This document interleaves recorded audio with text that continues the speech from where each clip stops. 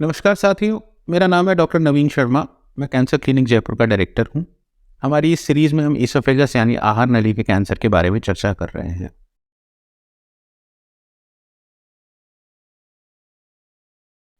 Treatment options के बारे में अगर हम देखें तो ईसोफेजियल कैंसर में कीमोथेरेपी, रेडिएशन थेरेपी और सर्जरी तीनों का अपना अपना रोल है।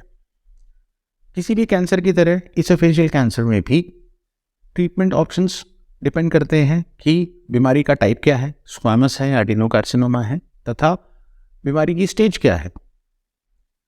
बीमारी के टाइप के लिए एंडोस्कोपी करके जो हमने बायोप्सी ली है उससे हमें पता चलता है। बीमारी की स्टेज के बारे में सीटी स्कैन और पेट स्कैन से हमें पता चलता है। इसमें तीनों ऑप्शंस यूजुअली काम में लिए जाते हैं, सर्जरी, कीमोथेरेपी, रेडियोथेरेपी।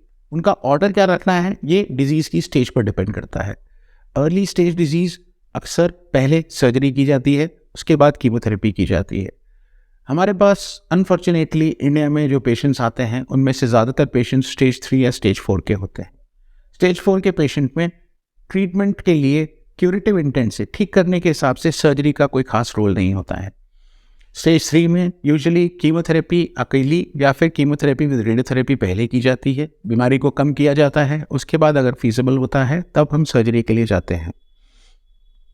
सर्जरी की हम बात करें तो ईसोफेजियल कैंसर में यूजुअली पूरा ईसोफेगस निकाल दिया जाता है तथा स्टमक को यानी अमाशय को या फिर बड़ी आंत का लूप लेके उसको छाती के थ्रू होते हुए गर्दन में जोड़ दिया जाता है, जिससे पेशेंट का खाना पीना वापस चालू हो जाता है।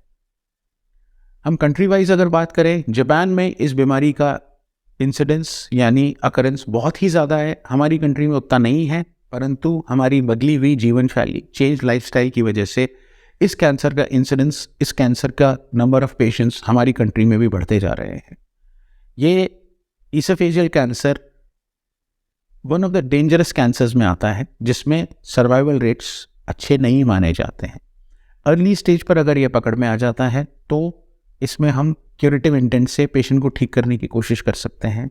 अक्सर 3rd या 4th स्टेज में जब मरीज की बीमारी पकड़ में आती है तो उसमें हम ज़्यादा ट्रीटमेंट ऑप्शंस एक्सरसाइज नहीं कर सकते हैं और पेशेंट को ठीक करना थोड़ा मुश्किल हो जाता है।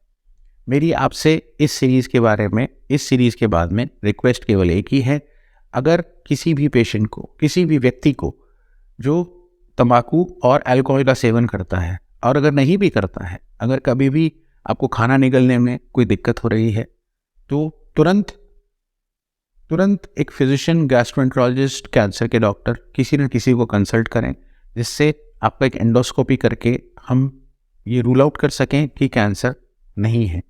अगर कैंसर नहीं है तो खाना निगलने की तकलीफ़ें और बहुत सारी बीमारियों की वजह से हो सकती है जिसका इलाज हो सकता है। और अगर कैंसर है और खाना निगलने की तकलीफ़ शुरू ही हुई है तो हो सकता है कि वो कैंसर बहुत ही अर्ली स्टेज में हो तथा हम उसको ठीक करने की कोशिश कर सकें। बहुत बहुत धन्यवाद।